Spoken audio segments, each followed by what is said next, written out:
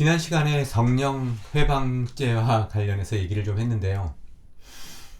생각해보니까 너무 내 입장에서만 성령 회방죄를 얘기한 게 아닌가 싶어서 조금 자료를 찾아봤습니다. 뭐 별다른 건 아니고 성령 회방죄와 관련해서 기독교 신학자가 뭐라고 하는지 한번 찾아봤어요. 뭐 인터넷에 찾으면 이런저런 얘기 많은데 그것보다는 그래도 정통 신학자의 목소리를 들어보는 게 필요하지 않겠습니까? 그래서 제가 참고한 책이 하나 있습니다. 자, Encyclopedia, 백과사전이란 뜻이죠. Bible Difficulties, 성경의 어려운 말들에 대해서 다 풀어놓은 백과사전이라는 책입니다. 쓴 사람이 글리슨 아처라는 사람인데 20세기 초에 태어나서 한 90살 정도 가까이 살다가 죽었어요. 20세기 말에 죽었죠. 근데 이 책이 미국에서는 대단히 유명한 책입니다. 웬만한 목사라면은 다 들고 있어요. 창세기에서부터 요한계시록에 이르기까지 성경에서 어려운 구절, 좀 모순된다라고 보이는 구절. 여러분 잘 모르시겠지만 구약에 보면은 골리앗을 죽인 사람도 다윗이 아니에요. 다윗 말고 다른 사람도 있어요. 제가 지금 정확하게 기억이 안 나는데 아무튼 왜 이런 모순이 있는가? 골리앗을 죽인 건 누군가에서부터 또 제가 여러 번 얘기했죠. 공간복음서에서 예수 죽은 날짜와 요한복음에서의 죽은 날짜 다르다. 그거 모순이 아니다. 뭐 어쩌고저쩌고. 아무튼 성경에 있는 모든 모순에 대해서 집대성한 책입니다. 그러다 보니까 여기에 성령 회방죄에 대해서도 안 나올 리가 없죠. 그거는 뭐 모순이 있어서라기보다는 어려운 말이니까. 제목이 그거잖아요.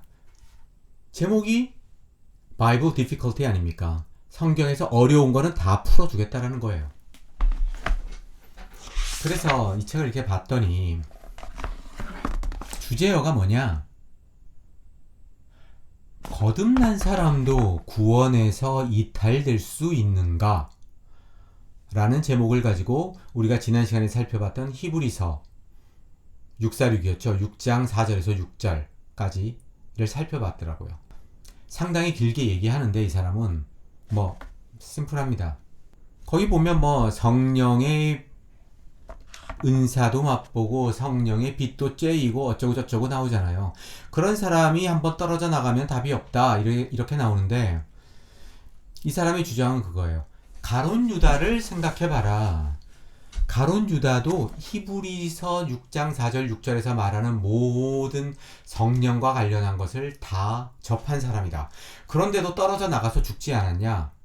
그런데 니네가 볼 때 가룟 유다가 거듭난 사람이냐? 아니잖아. 그러니까 결코 거듭난 사람은 떨어져 나갈 수가 없다. 이런 주장을 펼칩니다. 그러면서 이 양반이 예수의 말 중에서 가장 중요한 약속이라고 언급하는 게 있어요. 그게 뭐냐? 요한복음 10장 28절입니다. 오늘의 말씀을 읽도록 하겠습니다. 예수의 말입니다. 내가 그들에게 영생을 주노니 영원히 멸망하지 아니할 것이요 또 그들을 내 손에서 빼앗을 자가 없느니라. 그러니까 이 글리슨 아처 박사 입장에서 명확한 거예요. 예수가 내가 구원한 사람은 아무에게도 안 뺏긴다. 당연하지요. 예수가 야훼 아닙니까? 야훼가 아무에게도 안 뺏기겠다고 하는데 누가 뺏어갈 수 있겠어요? 그러니까 구원받은 사람이 떨어져 나가는 건 말이 안 된다는 거죠. 그런데 제가 유다 컨스피러시, 아직까지 그 책을 읽지 않은 사람이 있다면 일독을 권하는데요. 유다 컨스피러시에서 언급했듯이 예수가 10장 여기서는 아무도 빼앗기지 않는다라고 해놓고 나중에 가서는 말을 살짝 바꿉니다. 살짝이 아니라 많이 바꾸는 거죠. 예수가 그 유명한 기도하잖아요. 요한복음에서. 그러면서 뭐라고 하냐? 아버지여, 내가 한 명만 빼고 다 지켰습니다. 이렇게 기도를 해요. 그 한 명이 누구죠? 못 지킨 한 명이 누구죠? 가룟 유다 얘기하는 거예요. 그러니까 여기서는 10장에서는 아무도 안 뺏긴다 해놓고 나중에 가서는 한 명만 빼고 다 지켰습니다 그래요. 그게 이 아처 박사 눈에는 안 들어온 건지 잘 모르겠네요. 살아있다면 제가 물어볼 텐데 이 양반은 또 그거는 또 그거대로 또 알아서 또 설명을 하겠죠. 뭐 코에 걸면 코걸이, 귀에 걸면 귀걸이, 못할 게 뭐가 있겠습니까? 아무튼 제가 뭐 이거 아처 박사 좀 까자고 하는 얘기가 아니니까. 그러면서 아처 박사가 히브리서 6장 4절에서 6절만 성령 회방죄가 나오는 게 아니다. 다른 데 한 군데 더 나온다 그러면서 언급한 구절이 있습니다. 히브리서 10장 26절에서 29절까지예요. 앞에 두 절만 읽겠습니다. 우리가 진리를 아는 지식을 받은 후에 짐짓, 죄를 범한즉, 여기서 짐짓은 더 정확하게 표현하면 의도적으로 라는 뜻입니다. 그래서 현대인의 성경에는 의도적으로 라고 나와 있어요. 다시 읽어볼게요. 우리가 진리를 아는 지식을 받은 후에도 의도적으로 죄를 범하는 경우에 다시는 속죄하는 제사가 없고 오직 무서운 마음으로 심판을 기다리는 것과 대적하는 자를 태울 맹렬한 불만이 있을 뿐이니라. 구원을 받았는데도 의도적으로 죄를 짓는 인간에게는 구원이 없다라는 소리죠. 아처 박사는 이 구절도 성령 해방죄를 얘기한다고 말합니다. 그러면서 뭐라고 설명을 하냐? 의도적으로 범하는 죄가 성령에 반하는 죄라는 거예요. 그러면서 이렇게 썼습니다. 누구에게나 결정적인 순간이 온다. 지금은 모르지만 그때가 되면 안다. 내가 진짜 구원받은 사람인지 아닌지를. 진짜라면 그 순간을 통과한다.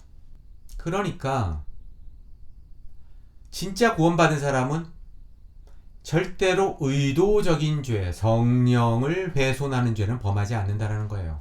그때 딱 닥쳐가지고 내가 그 죄를 지으면 아, 나는 애초에 구원받지 못한 놈이었구나, 이렇게 보면 되고, 그때 쫙 넘어가면 역시 나는 구원받은 사람이구나 라고 안심하면 된다는 겁니다. 물론 아처 박사도 예수도 설명하지 않은 성령 회방죄의 구체적인 내용이 뭔지는 알려주지 않아요. 그거를 이 사람에게 기대하는 건 좀 무리겠죠. 그러면서 이 양반이 중요한 얘기를 합니다. 진짜 구원받았는지 구원받지 않았는지를 어떻게 아느냐, 즉 의도적인 죄를 짓는지 안 짓는지를 어떻게 아느냐, 내가 예수를 나의 이득을 위해서 믿느냐 아니냐를 가지고 결정난다는 거예요. 그러면서 다시 가룟 유다 얘기를 해요. 가룟 유다 봐라, 예수를 통해서 자기 이득을 노렸다는 거예요. 뭐 그게 정치적 이득이든 뭐 금전적 이득이든, 그렇기 때문에 그 이득이 오지 않을 것 같으니까 본색을 드러냈다는 겁니다. 예수를 믿는다고 하지만 자기 이득으로 예수를 믿는, 사실은 구원받지 못한 사람이 널리고 널렸다는 게 이 아처 박사의 주장이에요. 그러니까 그런 사람은 의도적인 죄, 뭐 수도 없잖아요. 목사들 뭐 청소년 뭐 추행 강간에 뭐 한두 명입니까? 그런 죄를 짓는 사람은 나중에 무슨 소리를 하든 아처 박사 기준에서 볼 때 가룟 유다예요. 애초에 구원받지 못한 사람입니다. 저도 거기 100% 동의합니다. 사방에 깔리고 깔린 타락한 목사들, 다 성령 회방죄를 짓는 사람이라고 보면 될 것 같습니다. 거의 맞는 것 같아요. 자, 성령 회방죄가 매우 중요한데도 뭐 구체적인 내용이 없으니까 참 그래요. 저도 뭐 중간중간 뭐 생각하고 묵상하는 중에 성령이 그 회방죄가 어떤 건지에 대해서 좀 더 이제 깊은 영감을 주면 그때그때 이 아슬톱을 통해서 성령 회방죄에 대해서 좀 더 자세하게 얘기를 하도록 하겠습니다. 하지만 우리가 아처 박사를 통해서 하나 중요한 거 알았죠. 정말로 중요한 순간 이 죄를 짓느냐 짓지 않느냐 정말 결정적인 죄지요. 예를 들면 정말로 뭐 이름만 대면 아는 뭐 이 목사 뭐 저 목사 모 목사가 지은 그런 죄 결정적 순간 아니겠어요? 그거를 지었다고 하면 그 죄를 지었다고 하면 그 결정적 순간에 실패했다는 것 자체가 그 사람은 예수를 자기 이득 때문에 믿은 거다. 요것만 생각해도 성령 해방죄가 나름 좀 유익할 것 같아요. 뭐 교회 뭐 세습이든 뭐 목사들이 요즘 이제 혈안이 된 물론 모든 목사가 아니라 뭐 이제 돈 많은 목사들이죠. 혈안이 된 뭐 정년 연장이든 이런 게 다 결국 자기 이득을 위한 발버둥 아니겠습니까? 그들을 향해서 우리 아처 박사는 얘기하고 있는 거죠. 너희들은 지금 성령 회방죄를 저지르고 있다. You are done. 너희들은 끝난 애들이야. 일리가 있어요. 자, 그러면 본론 얘기를 조금 하죠. 성령 해방죄 뭔지도 모르면서 이 글을 쓴 히브리서 저자든 뭐 마태복음 저자든 이런 얘기를 왜 적었을까요? 그게 중요합니다. 그 사람들이라고 성령 해방죄가 뭔지 알아서 적었을까요? 아니요. 그 사람들이 뭘 알아요, 지네들이. 알기는. 그냥 필요하니까 적었죠. 마태복음 저자는 아마도 히브리서가 더 먼저 나왔을 겁니다. 거기 히브리서 내용을 보고 이 말을 예수 입에도 담아야 되겠는데 하면서 예수 입에도 담은 거예요. 예수가 말을 하도록. 왜 적었을까? 제가 지난 시간에도 얘기했다시피 신자들을 컨트롤하기 위해서입니다. 신자들을 꽉 잡고 떠나지 못하도록 하기 위한 거예요. 지금부터 중요한 얘기를 하죠.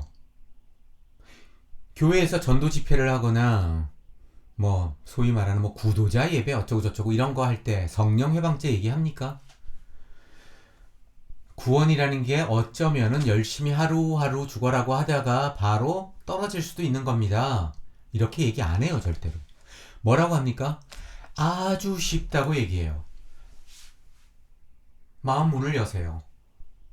지금 문 앞에서 예수님이 똑똑똑똑 하고 있어요. 문만 열면 됩니다. 일어나세요. 내가 기도 인도할 테니까 앞에서 아멘 하기만 하세요. 그러면 당신은 바로 구원 받았습니다. 그러지요. 절대로 구원이 어렵다고 얘기하지 않습니다. 종종 뉴스에서 투자 사기 보도가 나올 때가 있어요. 어디에다 투자금을 넣었는데 이제 그게 사기인 경우. 뭐 이런 겁니다. 은행 이자보다 10% 더 쳐드릴게요. 우리한테 돈 맡기세요. 그러면서 10억 맡기세요. 이러는 사람 없어요. 처음에는 어떻게 합니까? 100만 원만 맡겨보세요. 그리고 갑자기 한 달 지났는데 이자가 10만 원이 또 와요. 또 2달 지났는데 또 이자가 와요. 조금 더 맡겨볼까? 그 다음엔 500만 원. 또 그 다음엔 1000만 원. 또 이자가 계속 옵니다. 옆에 있는 사람도 가족도 끌어들이고 친구도 끌어들이고 큰 돈을 딱 넣지요. 그러면 어떻게 되죠?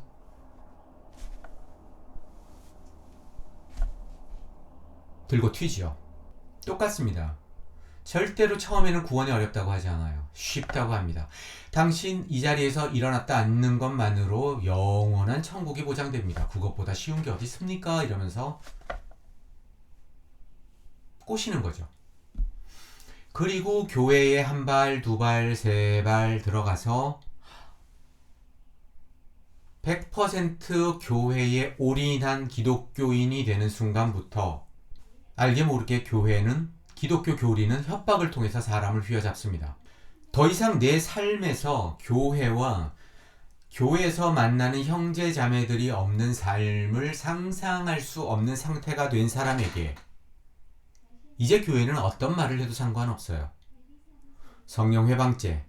당신 이렇게 하지 않으면 언제라도 사탄이 당신의 영혼을 훔쳐갈지 모릅니다. 아무 문제 없어요. 아무리 협박을 하고 무서운 말을 해도 그 사람은 이제 떠날 수 없게 되었거든요. 여러분들 가끔 이렇게 뭐 정명석이나 무슨 이런저런 이단이라고 소위 말하는 이단으로 알려진 기독교 단체들 보면서 다큐멘터리 같은 거 보면 저 사람들 왜 저런 걸 못 떠나지 하면서 이상하다고 생각하잖아요. 그런데 따지고 보면 모든 종교는 다 똑같습니다. 다 가스라이팅이에요. 뭐가 다르죠? 입만 열면 거짓말을 하는 목사나 정병석이 뭐가 다르죠?